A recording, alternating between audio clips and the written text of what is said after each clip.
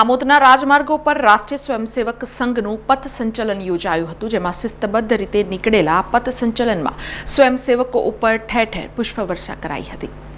Amod Swaminarayan school ખાતે રાષ્ટ્રીય સ્વયંસેવક સંઘનો 16મી મેથી 31મી મે સુધી પ્રશિક્ષણ વર્ગ ચાલી રહ્યો છે, જેના ભાગરૂપે આજ રોજ રાષ્ટ્રીય સ્વયંસેવક સંઘના કાર્યકરોએ સંપૂર્ણ ગણવેશમાં સજ્જ થઈ મોટી સંખ્યામાં સંસ્કાર વિદ્યાલય ખાતે ભેગા મળી શિસ્તબદ્ધ રીતે પથ સંચલન કર્યું હતું.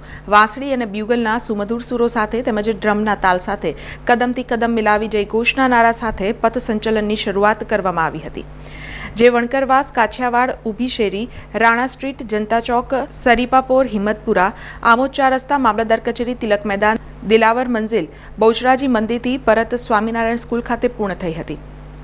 પથ સંચાલનના માર્ગ ઉપર ધારાસભ્ય ડી.કે. સ્વામી, આમોદ શહેર ભાજપ પ્રમુખ મિથુન મોદી, મહામંત્રી હિતેશ શાહ, આમોદ તાલુકા ભાજપ પ્રમુખ દીપક ચૌહાણ સહિત ભાજપના હોદ્દેદારો, નગરપાલિકાના સદસ્યો, મહિલા આગેવાનો તેમજ ભાઈઓ બહેનો દ્વારા પરમ પવિત્ર ભગવા ધ્વજ તેમજ સ્વયંસેવકો ઉપર ઠેર ઠેર પુષ્પવર્ષા કરીને સન્માન કરવામાં આવ્યું હતું.